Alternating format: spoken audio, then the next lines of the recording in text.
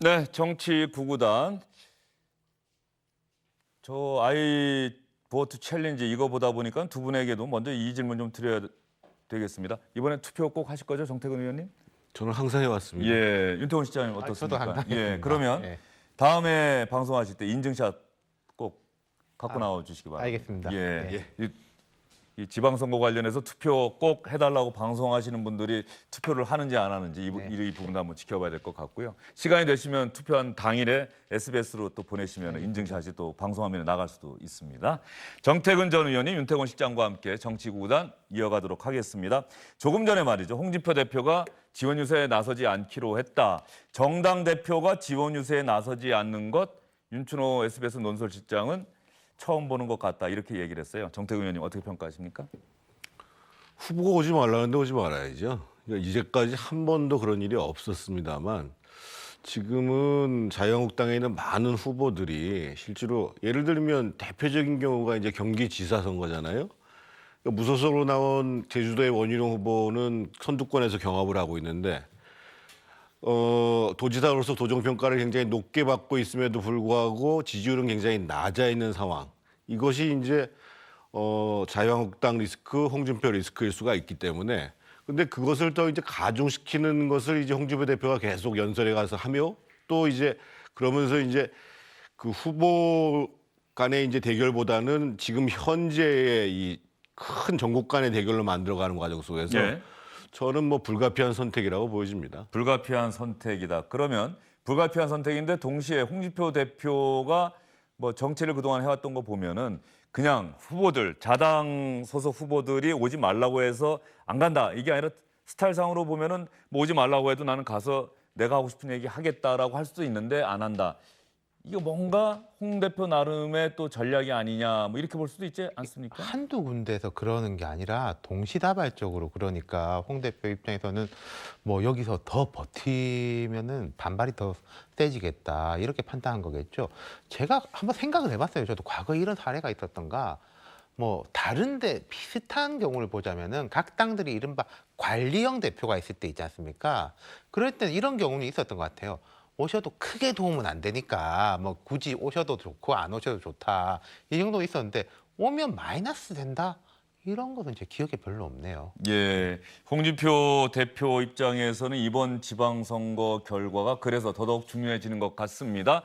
얼마 전 지원 유세하다가 이런 얘기했던 적도 있죠. 이번에 자유한국당이 지면은 저도 집으로 가야 합니다.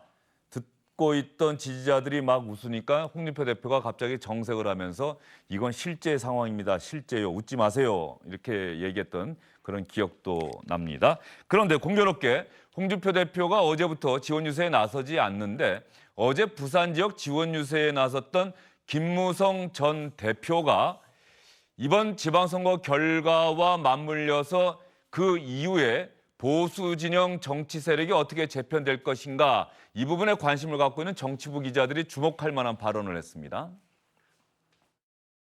정치 오래 한 사람들이 자격고생 많이 해가지고 여러분들 마음고생 많이 시키시고 고생을 많이 시킨 것에 대해서 우선 사과의 말씀을 드립니다. 지방 선거 끝난 대로 저는 마음을 완전히 비우고 분열된 보수를 통합시키고 보수를 재건해서 다음 대통령 선거에서 반드시 우리 자유한국당이 정권을 찾아올 수 있도록 이끌어내야 되겠습니다, 여러분! 다른 내용이 아니고요. 분열된 보수를 통합시키고 보수를 재건하겠다. 김무성 전 대표의 이 이야기가 자유한국당과 바른미래당의 통합을 염두에 둔 것 아니냐. 절로 이런 얘기를 낳고 있어요. 저는 뭐 상당히 의미 있는 발언이라고 생각합니다. 지금 이제 보수 통합까지 갈지는 모르겠습니다만 그 당 대표를 지냈던 김무성 전 의원께서 이 잘못 그리고 사과를 얘기했고 그리고 분열된 보수의 통합과 재건을 얘기했는데 한 가지 아쉬운 것은 뭘 잘못했는지에 대한 그 내용이 없거든요. 그래서 앞으로 사실은 보수 정치 세력이 무엇을 잘못했는가, 무엇을 고쳐야 되는가 이 문제가 이제 이어져야 될 거라고 생각을 하고요. 언론에서는 그러면 전당대회가 끝난 다음에 당권에 도전하는 것이 아니냐라는 얘기가 나오고 있는데 저는 충분히 가능성 있는 얘기라고 생각합니다. 다만 보통 선거에 보수정당뿐만 아니라 어떤 정당이라도 패배하고 나면 보통은 비상대책위원회라는 걸 구성하거든요. 근데 예. 지금은 이제 홍준표 대표가 아주 강고하게 버티고 있고 스스로는 물러난다고 얘기했지만 물러나지 않을 것이라고 대부분 다 보고 있는 상황이거든요. 그럼 오히려 전당대회를 통해서 당권을 교체한 다음에 그때의 이 보수가 살아나기 위한 비상대책위원회 같은 것을 만드는 이런 과정들을 역으로 밟아가야 되지 않겠는가 이런 생각을 해봅니다. 제가 주목하고 있는 부분은 김무성 전 대표가 그동안 은인자중했어요. 사실 정치적 비중으로 본다고 한다면은 뭐 자유한국당 내부에서는 상당히 주목받을 만한 정치인이었는데 그동안 별다른 얘기를 하지 않고 있다가 어제 지방선거가 시작되니까 보수 통합 이야기를 딱 꺼냈다. 이건 뭔가 자유한국당 내부에서도 그런 움직임이 있는 것 아니냐. 이런 추론을 충분히 나올 수 있는 것 아닙니까? 통합까지는 바로 가기가 쉽지 않을 거예요. 왜냐하면 지금 바른미래당 같은 경우는 지금 자유한국당하고는 도저히 못한다는 분위기거든요. 그럼 전제가 되려면 자유한국당이 변화해야 된다는 것이 전제입니다. 예. 그래서 아까 제가 말씀드렸던 것처럼 그러면 홍준표 대표 체제를 바꿀 수 있을 만큼의 역량이 되는 사람이 누구냐. 사실은 김무성 대표도 한참 전에 대표를 했던 그 정치인이긴 하지만 올드보이죠. 뭐 어떻게 보면. 현재로 봐서는 뭐 바로 직전에 문제를 제기했던 정우택 전 원내대표 이런 분들이 역량을 모아가지고 당권 교체를 하기가 어렵거든요. 그런데 의원들 입장에서 보면 김무성 정도 되면 대표를 맡겨도 무방하겠다라는 생각을 할 거고요. 특히 어떤 문제가 있냐면 지금 이번에 이제 그 자유한국당의 당협위원장 교체하는 과정들을 보면 아주 홍 대표가 치우치게 인사를 했다라고 많은 문제가 제기됐어요. 그런데 예. 김무성 전 대표 같은 경우에는 이분은 철저하게 경선을 바탕으로 해서 후보자가 선출해야 된다라는 것들을 일관되게 실천해온 경우거든요. 그래서 제가 보기에는 지금 현재 당협위원장은 압도적으로 홍준표 대표가 많이 갖고 있겠지만 만약에 전당대회 국면에 들어가서 김무성 대표가 나는 아까 얘기 나온 것처럼 마음을 비우고 내가 계속 공천권을 행사하려는 목적이 아니라 당의 재건과 통합을 위해서 노력하겠다라고 얘기를 하면 저는 당권 교체가 충분히 가능할 수 있다고 보여집니다. 예, 알겠습니다. 조금 전에 정태근 전 의원께서 말씀하신 동안에 속보 자막이 하나 나갔는데요. 재판 거래 의혹과 관련해서 김명수 대법원장이 과연 이 재판 거래 의혹의 진상을 규명해 달라 검찰에 고발할 것이냐, 재판 거래 의혹에 이름이 오르내리고 있는 양승태 전 대법원장과 관련된 재판을 했던 판사들 형사 조치, 즉 고발할 것이냐 이 문제에 놓고서 이번 한 주 동안 많은 이야기를 듣겠다라고 이야기를 했는데 오늘 서울중앙지방법원 사법부 입장에서 보면 상당히 핵심에 있는 곳입니다. 서울중앙지방법원에 단독 판사들이 모여서 회의를 했는데 철저한 수사를 통해서 진상규명을 해야 한다는 요구를 하기로 했다고 결론을 냈습니다. 이 이야기는 김명수 대법원장이 양승태 전 대법원장을 비롯한 재판거래 의혹과 연관이 있을지도 모를 재판을 했던 판사들을 고발해야 한다는 뜻이기 때문에 앞으로 김명수 대법원장이 어떤 결론을 내릴지 주영진의 뉴스브리핑에서도 계속 관심을 갖고 주목해 보도록 하겠습니다. 자, 이야기 이어가도록 하겠습니다. 김무성 전 대표 이야기하고 있고요. 정태근 전 의원께서는 지방선거 끝나고 자유한국당에서 전당대회가 있다고 한다면 김무성 전 대표 충분히 경쟁력 있다, 한번 해볼 만하다는 그런 이야기를 해주셨는데 얼마 전에 김무성 전 대표의 보좌관 장성철 전 보좌관이 한 월간지와 인터뷰를 했어요. 그래서 지난 총선 당시의 공천 과정에 대해서 자세하게 이야기를 했는데 박근혜 청와대로부터 김무성 전 대표가 그야말로 수모를 당했다라는 내용까지 이야기를 다 했거든요. 이런 일련의 언론 인터뷰, 이런 내용들을 보더라도 김무성 전 대표가 뭔가 지금 일을 착착 진행하고 있는 게 아닌가 하는 생각이 좀 들어요. 두 가지에서 봐야 될 것 같아요. 일단 선거 이후에 정치권 재편이 있을 거 누구나 다 생각을 하고 있습니다. 뭐 제가 다 다른 여러 당 사람들 이야기해봐도 다 그 이야기를 해요. 민주당 같은 경우에 우리 8월 전당대회 어떻게 하지? 근데 민주당에서 이야기하는 거는 우리 지방선거 이긴다는 전제하에 이야기하는 것이고 야당은 어렵다라는 전제하에서 하는 거기 때문에 그 어려움이 있는 것이고 또 바른미래당하고 자유한국당의 어떤 역학관계도 있는 거 아니겠습니까? 예. 그게 복잡한 게 첫 번째고 두 번째 김무성 전 대표 개인의 관점에서 볼 때 뭐 마음을 비우고 뭐 이런 이야기를 하셨던데 제가 생각할 때는요, 우리가 흔히 이제 뭐 대선 주자급 인물들이 마음을 비운다라고 하면 이 사람이 킹메이커 뭐 생각하는구나 보통 그렇게 보지 않습니까?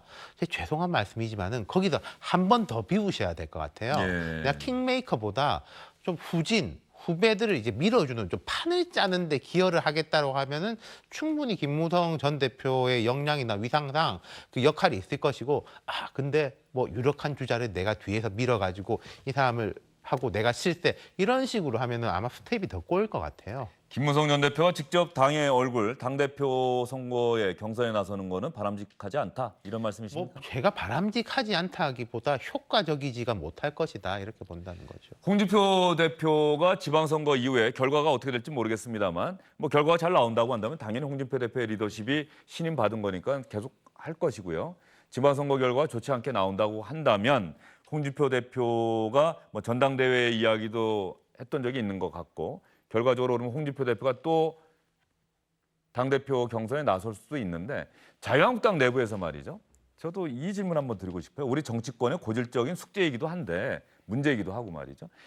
뉴페이스, 새로운 얼굴이 그렇게 없나? 자유한국당 내부에서 당대표 경선에 도전해서 국민적 관심을 끌어모을 만한 그런 인물이 없습니까? 이제까지 보수정당 내에서 새로운 인물들이 스스로 크지를 못했죠. 그러니까 과거에 이해창 씨 같은 경우도 김영삼 대통령 시절에 영입돼 온 경우였고, 그리고 그 이후에 이제 새로운 얼굴로 등장한 사람들이 반대로 이해창 대표 시절에 또 영입된 사람들이었고, 그래서 이제 전체적으로 보면 뭔가 이제 내부에서 지도자 반열로 성장하는 거에 대해서 상당히 억압적 분위기가 존재하는 게 사실입니다. 예. 근데 이제 지금 우리 윤 시장님 말씀하신 것처럼 이제는 이제 이미 이제 그 과거에 소장 그룹 했던 분들이 지금 3선 가까이 돼가지고 지금 나이가 다 50 중반이거든요. 그러니까 대표적으로 이제 우리 양천의 김용태 의원 같은 경우가 이제 그런 경우인데, 저는 조금 전에 이제 윤태권 실장이 말씀하셨습니다만 홍준표라는 당권을 교체하기 위해서 김무성 전 대표가 나설 수도 있고, 그러니까 마음을 비웠다고 얘기를 하시니까, 또는 그렇게 해서 세력을 결집해가지고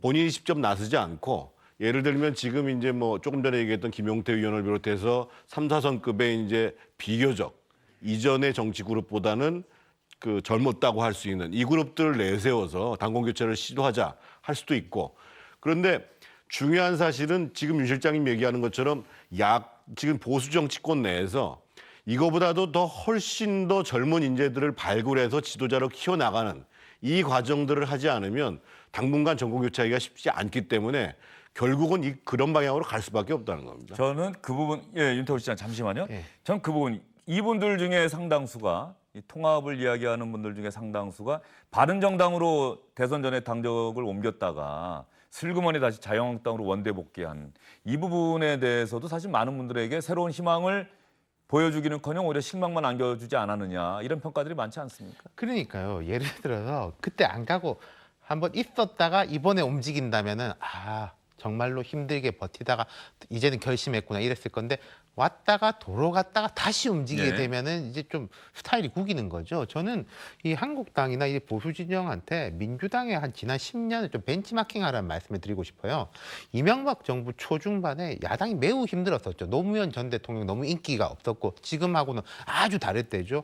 손학규, 뭐 김한길 이런 분들이 쭉 버티다가 2010년, 11년, 12년 이때 문재인, 뭐 지금은 안철수 전 대표가 바른미래당이지만 안철수, 박원순, 이재명 그런 인물들이 그 공간 위에서 선배들이 버텨준 공간을 딛고서 올라와서 지금의 이제 정권 교체와 얼굴 교체가 됐거든요. 예. 물론 그분들이 뭐 양보하려고 해서 양보했다기보다 시대의 흐름을 거스르지 않았다. 그리고 올라오는 사람들을 억지로 밟지 않았다. 지금 자유한국당에서 좀 그걸 봐야 되지 않겠습니까? 예. 두 분들 하시는 말씀을 자유한국당과 바른미래당에 계신 분들이 잘 들으셨으면 좋겠다 이런 생각이 드는데 어쨌든 간에 보수통합 아직은 섣부른 이야기일 수 있습니다. 그런데 자유한국당 내부에서 그런 이야기가 나왔다는 말씀 여러분께 드리고 있고요. 그렇다고 한다면 바른미래당 안에서는 자유한국당과 관련해서 어떤 이야기들이 나오고 있는지 아마도 바른미래당도 지방선거 이유를 보고 있는 듯한 그런 분위기입니다. 맹목적 보수, 수구적 보수, 막말 보수는 더불어민주당을 돕는 역할밖에 하지 못합니다. 합리적 보수와 개혁적 진보의 결합체인 바른미래당이 진정한 야당 대표입니다. 중도개혁의 새로운 정치 세력인 바른미래당이 이번 지방선거에서 씨앗을 뿌리고 뿌리를 내릴 수 있도록 도와주십시오. 합리적 보수와 개혁적 진보의 결합체인 바른미래당이 진정한 야당의 대표이다. 손학규 전 대표가 이 이야기를 그냥 집어넣은 게 아니겠죠? 근데 저는 이 손학규 대표를 생각할 때마다 정치는 타이밍인데 왜 이렇게 타이밍을 못 맞추실까? 그러니까 저는 손지사만한 정치인도 그렇게 많지 않다고 생각하는데요. 이번에 바른미래당에 참여 안 하시고 그냥 묵직이 밖에서 계시다가 어차피 큰 판이 움직일 때 지금 역할을 할 정도의 중량감이 있으신 분이거든요. 그런데 이제 이번에 움직이셔서 결과적으로 바른미래당이 선거에 긍정적인 성과를 못 내게 되면 오히려 다음에 역할이 없어지시는 게 아닌가 이런 좀 안타까운 마음이 있어요. 예, 손학규 대표 이야기에 대한 질문 드렸더니 손학규 대표에 대해서 이야기를 해주셨는데 그럼 윤태원 실장께서 손학규 전 대표가 했던 이 이야기 바른미래당도 지금 자유한국당과의 통합 일부 인사들 제외하고 염두에 두고 있는 것 아니겠습니까? 통합 내지 재편에 대한 생각을 하겠죠. 예컨대 좀 중도적인 입장에서 볼 때 홍준표에서 김무성, 정우택 그게 사람의 캐릭터만 약간 다르지만은 그 나물의 그 밥 아니냐 이렇게 볼 수 있다는 거죠. 그럼 바른미래당에 있는 쪽들이 그래도 이미지가 좀 더 중도적이다. 그게 구도로 보면 그러한데 그러려면 이번 지방선거에서 바른미래당이 상당히 유의미한 성과를 내야지 그걸 가지고 이 새로운 판을 재편하는 데 들어갈 수 있겠는 거 아니겠습니까? 그러니까 바른미래당은 지금 구도는 짜여져 있는데 그 구도에 들어갈 수 있을 만큼의 현찰을 이번 지방선거에서 딸 수 있느냐 없느냐 그게 문제인 거죠. 예, 알겠습니다. 자유한국당과 바른미래당 이번 지방선거 결과에 따라서 보수 진영 정치 세력의 재편 충분히 가능하다. 다만 어떤 결과가 나오느냐에 따라서 어느 쪽이 주도권을 잡을지를 가늠해 볼 수 있을 것 같습니다. 계속해서 지방선거 관련 소식입니다. 이번 지방선거 광역단체장 선거 가운데 최대 격전지로 부상한 곳이 바로 경남 지역이죠. 경남도지사 선거에 나선 주요 정당의 후보들 텔레비전 광고 경쟁도 치열하다고 합니다. 어떤 광고를 내보내고 있는지 시청자 여러분께 보여드리겠습니다. 노무현 그리고 문재인 우리 경남은 두 거인을 키워낸 자랑스러운 땅입니다. 거인은 거인을 낳습니다. 노무현과 문재인을 이제 김경수가 이어갑니다. 반드시 만들어내겠습니다. 기호 1번 김경수. 반갑습니다. 김태호입니다. 김태형이 뭐 잘했다고? 욕먹어도 싸다. 자유한국당 쟤는 그냥 망했으면 좋겠다. 자유한국당 폭삭 망해봐 정체력이다. 경남의 끝에서 대한민국의 앞을 보겠습니다. 기호 2번 김태호. 예, 경남도지사 선거에 나선 주요 정당의 후보들 텔레비전 광고 경쟁. 이 텔레비전 광고는 아마 경남 쪽에서만 볼 수 있겠죠? 그렇죠? 부산 경남 예, 쪽에서 부산, 계세요. 예, 어쨌든 경남지사 선거니까. 그런데 김경수 후보와 김태호 후보의 전략이 어떻다라고 하는 것이 그대로 이 광고에 담겨 있네요. 예. 이게 선거라는 게 기본적으로 당의 축하고 개인의 축이 있는 거 아니겠습니까? 지금 경남을 보자면은 개인의 축에서는 김태호 후보가 김경수 후보한테 별로 밀릴 게 없어요. 근데 이 당의 축에서는 많이 밀리는 거 아니겠습니까? 그러니까 김경수 후보는 자기의 강점을 부각시키려고 하는 것이고 김태호 후보는 당연하게 약점을 좀 뒤로 미루려고 하는 거죠. 그 전략이 그대로 드러난 거죠. 예. 김태호 후보의 광고 상당히 인상적이다. 계란 맞는 장면까지 직접 찍었네요. 자유한국당 폭삭 망해야 한다는 그런 내용까지 있고요.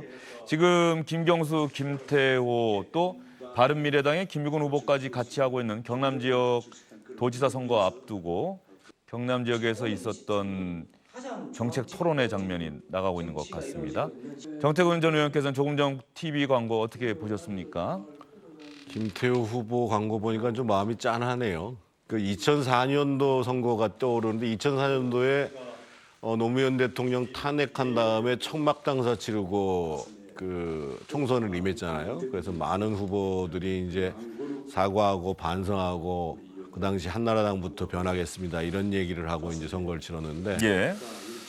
근데 문제는 지금 김태호 후보한테는 그 당시 상황보다도 더 어려운 거거든요. 그때는 그래도 박근혜 후보도 있었고 또 노무현 대통령에 대한 견제심도 있고 그랬는데 지금 북핵이라는 큰 이슈가 있고 시간도 별로 안 남았는데다가 반대로 이 자유한국당 홍준표 대표의 리스크가 존재하는 상황 속에서 본인이 굉장히 고투를 하고 있고 그런 그 바닥에서 시작한다는 마음으로 저는 광고를 냈는데 참 좀 안타까운 생각이 들었고요. 김경수 후보는 뭐 당연히 이제 선거를 위해서는 저런 그 광고를 내는 것이 당연하다고 생각하고 또 효과도 있을 거라고 보여지는데 선거가 끝나고 나면 노무현 문재인을 이어서 본인이 역할을 하겠다는 것보다 이제는 뭐 충청, 강원, 대구 경북에서도 우리의 대표하는 지도자를 만들어내겠다라고 하면 본인이 더 큰 인물이 되지 않겠는가 나중에 이런 생각을 해봤습니다. 네, 경남은 거인을 낳은 땅이다. 노무현 문재인의 뒤를 내가 잇겠다는 민주당 김경수 후보. 자유한국당 폭삭 망해야 정신 차린다는 도민들의 의견 잘 듣고 경남의 끝에서 대한민국의 앞을 보겠다는 자유한국당의 김태호 후보. 여기에 바른미래당의 김유근 후보가 도전하는 그런 형국으로 경남도지사 선거는 치러지고 있습니다. 이번 광역단체장 선거 가운데 가장 많은 관심이 쏠린 그런 지역이 바로 경남도가 아닌가 싶습니다. 다음 소식도 지방선거 관련 소식입니다. 지방선거와 함께 국회의원 재보궐선거가 12곳에서 치러지게 되는데요. 서울의 경우 노원병에서도 국회의원 재보궐선거가 치러집니다. 그런데 서울 노원병 국회의원 재보궐선거에 출마한 후보들의 양력, 과거 이력을 가만히 살펴봤더니 서울시장 선거에 나선 바른미래당의 안철수 후보와 이런저런 인연이 있다. 이런 얘기가 있습니다. 과연 어떤 인연이 있는지 두 분과 함께 이야기를 이어가도록 할 텐데요. 김태호 시장 혹시 어떤 인연인지 아시겠습니까? 저 잘 압니다. 예. 가령 민주당의 김성환 후보 당이 다른데 어떤 인연이 있던 겁니까? 안철수 후보가 대선에서 패배가 아니죠. 양보를 하고 2012년 대선에 그 미국에 잠깐 갔다 귀국해가지고 재보궐선거로 국회에 들어왔잖아요. 예. 그때 노원병이었습니다. 무소속으로 들어왔죠. 근데 그때 민주당이 무공천을 했어요. 그때 구청장이 김성환 구청장이었는데 꽤 관계가 괜찮았었어요. 그리고 또 민주당과 합친 이후에 바로 저번 지방선거가 있었지 않습니까? 지금 화면에 나오고 있는 장면이 아마 새정치민주연합의 안철수 공동대표. 조금 그렇죠. 소리 좀 키워줄 수 있어요? 어떤 이야기했는지? 그리고 또 장애인분들도 많이 계시고 기초생활수급자분들도 그러니까 저 때는 서울에서 같은 가장 당이 있었던 거죠. 예. 구청장 후보고 그리고 이제 지역구가 그러다 보니까 그 구청장하고 지역구 의원들은 자주 만나지 않습니까? 그렇죠. 관계가 우호적이었어요. 예. 그런데 이제는 상대당의 국회의원 후보가 됐고 상대당의 서울시장 후보. 그렇죠. 이런 형국이고 예. 말이죠. 그다음에 자유한국당의 강현재 후보 같은 경우는 또 지난 대선 때 그 부대변인인가를 했을 것이고 그 안철수 캠프에서- 후보 측의 부대변인이요. 그렇죠. 예, 그리고 국민의당의 당직도 맡고 있었고 저기 이제 저 화면 끝에 보이네요. 지난 대선 때 같은데. 지난 총선에는 서울의 강동인가 국민의당으로 나가가지고 꽤 선전했던 걸로 알고 있습니다. 한 20% 정도 득표를 했을 거예요. 예. 여기에 이제 노원병 지역에 나선 지금은 안철수 후보와 같은 정당이죠. 바른미래당의 이준석 후보. 이준석 후보 같은 경우는 지난 국회의원 선거 때 안철수 후보와 경쟁자였죠. 경쟁했던 그러니까 상대 아닙니까? 김성환, 강연재 이분들은 옛날부터 안철수 후보하고 인연이 있었고 이준석 후보 항상 저 반대쪽에 있었는데 지금 현재는 이준석 후보는 같은 팀, 나머지 두 사람은 경쟁자 이렇게 된 거죠. 예, 지금 이준석 후보의 이번 선거. 예, 이번 선거 당시에 운동하는 모습인 것 같은데 이준석 후보 같은 경우는 상당히 공천 과정에서 마음고생이 좀 많지 않았습니까? 그렇죠. 잘 아시죠? 그렇죠. 굉장히 어려웠죠. 근데 아마 지금 선거는 더 어려워요. 그러니까 지금 뭐 안철수 후보하고의 이제 인연을 말씀해 주신다만 저 노원병이라는 지역이 상대적으로 서울의 진보적인 유권자 성향이 굉장히 강한 지역이거든요. 그래서 민주당 후보들이 고전한 이유가 정의당 후보 같은 사람이 나오면 거기서 표를 많이 가져가서 굉장히 어려운 선거를 치렀어요. 근데 예. 반대로 지금은 정의당 후보가 없고 그 자유한국당하고 바른미래당이 나눠져서 선거를 치르기 때문에 더 어려운 선거가 됐죠.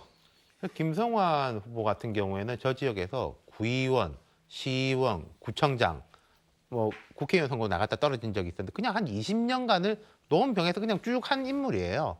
그러니까 이제 다른 후보들은 더 어렵죠. 그래서 이준석 후보는 상계동에서 태어났기 때문에 상계동 토박이를 컨셉으로 해서 이제 경쟁하고 있고. 강현재 후보 같은 경우는 노원 지역하고는 좀 인연은 없던. 특별한 인연은 없는 예, 오히려 걸로 강동에서 알고 출마했다가 있습니다. 또 지역구를 옮긴 셈이 됐네요. 예. 정당만 옮긴 게 아니라. 그렇죠. 예, 그런 측면에서 본다고 한다면 대한민국의 정치권을 바라보는 유권자들의 시각이 비판적일 수밖에 없는 게 물론 영원한 적은 없다. 영원한 친구도 없고 정치권의 이른바 불문율인데 말이죠. 우리는 그 경쟁자에서 친구로, 적에서 동지로, 동지에서 적으로 이런 어떤 상황 변화가 너무 자주 일어난다. 이런 생각이 좀 들어요. 그런 경우가 많습니다만 이번 노원을 가지고 뭐 제가 강현재 후보를 폄하할 생각은 없는데요. 그러니까 이제 정치적으로 충분히 이제 활동을 한 경우가 사실은 아니잖아요. 그래서 예를 들면 지금 말씀하시는 사례 중에 대표적인 경우가 이제 울산의 모 의원님 같은 경우인데 현역 의원으로서 당선을 위해서 이 당 저 당을 옮겨 다니는 경우가 너무 많았던 것이 현실이고. 제가 지금 말씀드린 그런 경우는 철새라고 하는 거고요. 예. 철새라고 하는 거고 이 부분은 저희가 안철수 후보를 중심으로 해서 이야기는 했습니다만 기본적으로 안철수 후보가 정치권에 입문한 적이 얼마 안 돼요.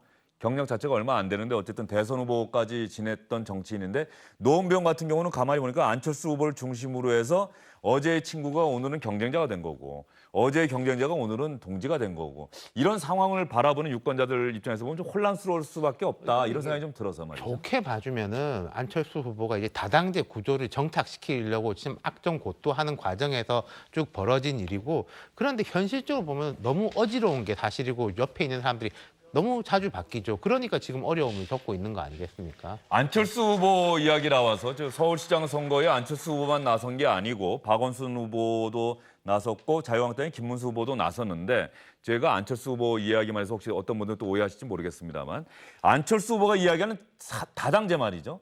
이 다당제에서 안철수 후보가 빠뜨리고 있는 부분이 하나 있는 건 아닙니까? 다당제 구도가 대한민국 정치 발전을 위해서 필요하다. 그런데 내가 지금 몸담고 있는 정당이 다당제 구도화해서 영원한 제3당이 되기를 원한다. 이건 아니지 않습니까? 그렇죠. 예. 그러니까 이제 다당제 구조라는 것이 지금처럼 양당이 그게 거의 당 이익을 위해 가지고 물고 뜯고 싸우는 이런 형태가 아니라 좀 합리적인 그 대화와 타협을 이뤄나가는 구조가 되게 되고 거기에서 자신이 이제 야권을 대표하는 세력이 되겠다라고 하는 건데 아직까지는 이제 거기에 훨씬 못 미쳐 있는 것이고 더더군다나 이번 그 지방선거에서의 결과가 그렇게 현실적으로 그런 이게 좀 판돈을 좀 남길 만한 결과를 나오기가 굉장히 어렵다. 이런 현실 속에서 이제 안철수 후보도 상당히 이제 어려움을 겪고 있는 거죠. 예. 다음 주 오늘 이 정도 되면 지방선거가 이틀 앞으로 다가오고 북미 정상회담이 하루 앞으로 다가오는데 다음 주에는 두 분 모시고 나서는 판세에 관한 이야기 좀 여쭙도록 하겠습니다. 판세 지금 상황에서는 뭐 충분히 이야기할 수 있는 구도긴 합니다만 혹시 지방선거 임박해서 판세에 어떤 변화가 있는지 두 분께서 또 일주일 동안 정치권 잘 살펴보시고 다음 주에 다시 뵙도록 하겠습니다. 수고 많으셨습니다.